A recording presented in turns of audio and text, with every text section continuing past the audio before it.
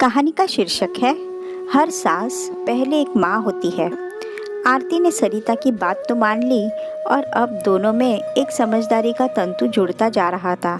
रिश्ते तब बनते हैं जब उनको संभाल कर रखा जाता है। आरती ने सरिता को समझाया तो एक बार में सरिता को कुछ समझ नहीं आया कि दीदी किस बारे में बात कर रही है। नितिन को गए हुए अभी एक सप्ताह ही तो हुआ है। आ जाएगा जब उसका गुस्सा उतर जाएगा। और माँ जी तो उससे रूठकर नहीं गई है। इसके पहले भी तो माँ जी 2-3 दिन के लिए अपनी बेटी के घर चली ही जाती थी। बस कुछ दिन को मन बहलाने ही तो गई है। देखती हूँ उनकी लाडली बेटी कब तक अपनी माँ को अपने घर पर रखती है।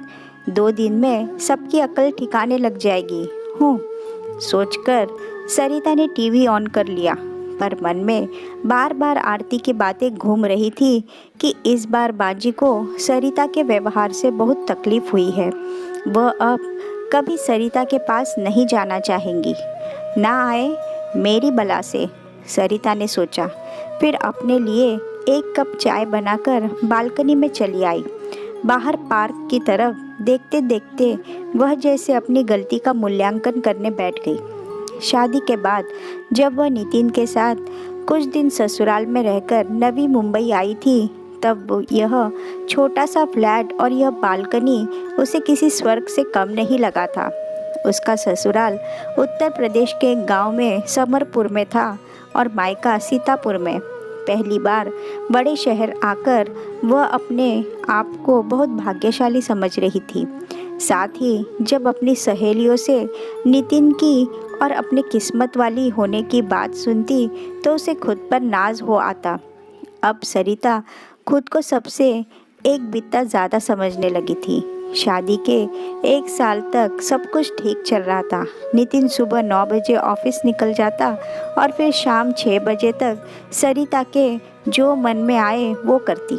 कभी सहेलियों से बतियाती, कभी फेसबुक पर अपना फ़ोटो डालकर सबके तारीफ़ों के कमेंट सुनकर खुश होती, कभी पास के मॉल में जाकर कुछ शॉपिंग कराती। इतनी स्वतंत्र तो वह मायके में भी नहीं थी। शाम को नितिन के आने के पहले सज धज कर तैयार हो जाती।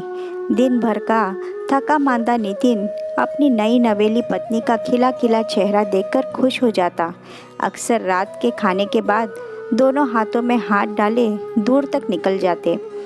शनिवार रविवार को नितिन की छुट्टी होती तो सिलवासा में रहने वाली नितिन की बड़ी बहन यानी सरिता की ननंद के घर हो आते तो कभी मूवी का प्रोग्राम बन जाता। कुल मिलाकर मधुमासी जिंदगी जी रही थी सरिता। पर अचानक एक दिन सरिता के सारे सपनों पर तुषारपात हो गया जब गांव से खबर आई कि उसके ससुर जी यानी नितिन के पिता का अचानक हृदयाघात की वजह से निधन हो गया। आनन फानन में सरिता नितिन और उसकी ननद आरती और उसके पति विकास दोनों बच्चों के साथ गांव को रवाना हुए। किसी तरह बाबूजी के अंतिम दर्शन हो पाए। बाबूजी के यूँ आकस्मिक निधन से माँ जी बिल्कुल टूट गई थी। दुख तो नितिन और आरती को भी बहुत हुआ था, पर पति के असमय साथ छोड़ जाने का दुख कितना दर्दनाक होता है यह माँ जी से बेहतर कौन जानता था। इस उम्र में जब जीवन साथी की सबसे ज़्यादा ज़रूरत होती है तब बाबूजी माँ को छोड़कर चले गए थे। मितभाषी और सरल स्वभाव की माँ को नितिन और आरती ने बचपन से बाबूजी की परछाई की तरह ही साथ रहते देखा था। अपना दुख सुख सिर्फ पति के से बांटने वाली माँ अब बिल्कुल मौन हो गई थी। 13वीं के बाद जब सब वापस जाने की सोच रहे थे तो उस रात माँ जी के सोने के बाद नितिन और आरती ने निश्चय किया कि अब गांव में माँ जी को अकेले छोड़ना ठीक नहीं होगा। अंत वह नितिन के साथ जाएगी और अब वही रहेगी। आरती इस बात से आश्वस्त हुई कि अब उसका माँ से मिलने का जब भी मन करेगा वह उनसे भाई के घर जाकर मिल लिया करेगी। सब अपनी अपनी बात रख रहे थे और इधर सरिता का मन एकदम बुझ गया था। उसे बखूबी पता था कि अब वह मुंबई में पहले की तरह नहीं रह पाएगी। भला सास के रहते बहू कैसे स्वतंत्र रह सकती है। परंतु सरिता ने अपने मन की बात किसी पर जाहिर नहीं होने दिया और सास को साथ ले जाने की तैयारी में जुट गई। वैसे भी नितिन रिश्ते निभाने में माहिर था, उसके लिए रिश्ते से बढ़कर कुछ नहीं था। माँ जी को लेकर जब वह लोग मुंबई पहुँचे तो उस रात सब नितिन और सरिता के घर रुक गए। उसकी ननद आरती ने ही खाना बनाया। सब माँ को किसी तरह बहलाने की कोशिश कर रहे थे और इधर सरिता यह सोचकर परेशान थी कि अब वह खुलकर नहीं रह पाएगी। कदाचित सरिता को अभी व्यक्तिगत स्वार्थ के आगे कुछ नहीं सूझ रहा था। 2 दिन सरिता के घर रहकर आरती और विकास जब बच्चों के साथ चले गए तो घर एकदम खाली खाली लगने लगा। इसके पहले भी सरिता ज़्यादा दिन तक अपनी सास के साथ नहीं रही थी, सो उसे उनके स्वभाव और रुचि के बारे में कुछ पता नहीं था और ना ही उसे सास में उनकी ज़िंदगी में कोई रुचि नहीं थी। उसे सिर्फ अपनी खुशी से मतलब था। सरिता के इस तरह सोचने और व्यवहार करने का एक कारण यह भी था कि उसकी माँ ने अपनी सास से बहुत दुख उठाए थे। जब दादी माँ को बहुत सताती और सरिता अपनी माँ को चुपचाप रोते और सहते हुए देखती, तभी से उसके मन में यह बात बैठ चुकी थी कि सास अच्छी नहीं होती।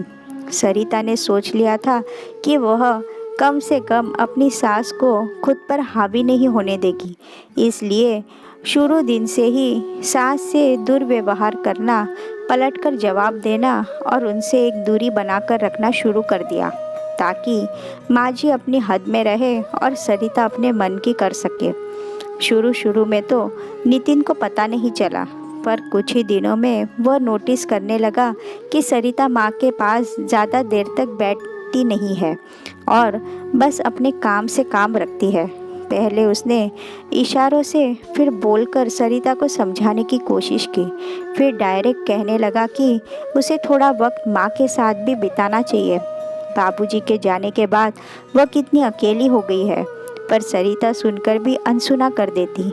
माँ जी दिन भर चुपचाप अपने कमरे में पड़ी रहती। शाम को जब नितिन आ जाता तब उन्हीं के पास बैठता। तब से रात सोने से पहले माँ के आसपास ही रहता, जो सरिता को एकदम पसंद नहीं आता था।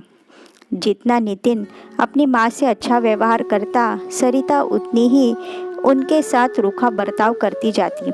रात को जब नितिन उसके पास आता तो ताना कसती कि अभी मेरे पास क्यों आए हो, माँ के ही पास रहो। तो नितिन समझाता, देखो आरती, बाबूजी के जाने के बाद माँ नितांत अकेली हो गई है, तुम्हारा यूँ नाराज़ होना ठीक नहीं। तो सरिता खींचकर कहती कि अगर जानती तुम बदल जाओगे तो तुमसे शादी ही नहीं करती, तुम्हें तो सिर्फ अपनी माँ से मतलब है, मैं तो जैसे कुछ हूँ ही नहीं तुम्हारे लिए। नितिन को समझ नहीं आता कि वह सरिता को कैसे समझाए। उस दिन आरती भी आई हुई थी। माँ जी उसके और बच्चों के आने से बहुत खुश थी। तभी आरती ने उससे कहा, मैं तो थोड़ी देर में चली जाऊंगी सरिता, पीछे से माँ एकदम अकेली पड़ जाएगी। सरिता, तुम थोड़ा इनसे बातचीत करते रहो और थोड़ा माँ का ख्याल रखा करो। सरिता कुछ दिनों से खुद को रोकते रोकते सरिता फट पड़ी, बाबूजी के बाद यह सब नाटक चल रहा है, मेरी तो ज़िंदगी बर्बाद हो गई। नितिन भी दिन भर माँ माँ की ही रट लगाए रहते हैं, ऐसा लगता जैसे माँ जी नहीं बल्कि मैं विधवा हुई हूँ। आप दोनों को मुझसे इतनी शिकायत है तो माँ जी को ले जाइए अपने साथ। बस इस बात ने आग में घी का काम किया और आरती माँ जी को लेकर जाने लगी तो साथ में नितिन भी चल दिया था। उनके जाने के 2-3 दिन तो सरिता तनी रही, पर अब धीरे धीरे उसे अपनी गलती का एहसास हो रहा था। उसने 2-1 बार फ़ोन भी किया, पर नितिन ने ना उसके फ़ोन का जवाब दिया और ना ही उसे पलटकर फ़ोन किया। रात भर सरिता सोचती रही तो कुछ तो परिस्थितियों का और बहुत हद तक अपनी गलती नज़र आई। अगले दिन वह एक निश्चय के साथ उठी और सिलवासा निकल पड़ी। वहाँ जाकर सबसे पहले माँ जी से माफ़ी मांगी, फिर आरती और नितिन से माफ़ी मांगकर उन्हें मनाकर घर ले आई। सरिता के सरल हृदय, सीधे सच्चे ससुराल वाले लोगों ने बड़े प्यार से अपनाया था। अब सरिता की बारी थी इस परिवार को अपनाने की।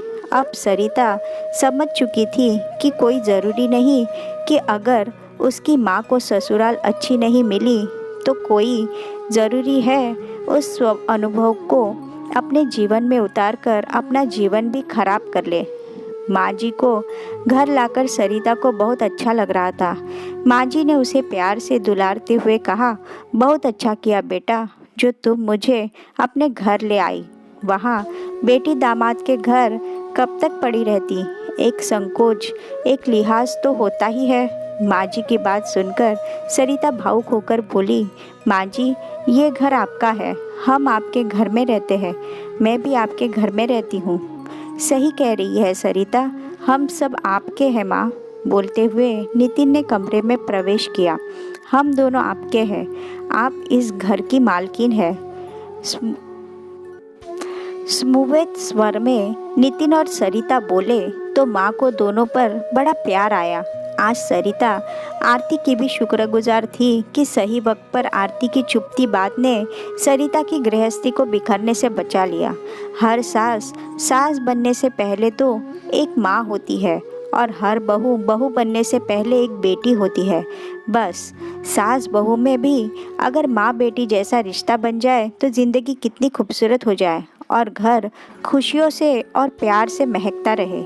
सास बहू का रिश्ता वैसे तो बड़ा खूबसूरत बन सकता है, बस एक को समझदार होने की ज़रूरत और दूसरे को ममतामयी होने की ज़रूरत है। सरिता ने समय रहते अपनी सास के रूप में छुपी माँ को पहचान लिया था और उसकी गृहस्थी संभल गई थी।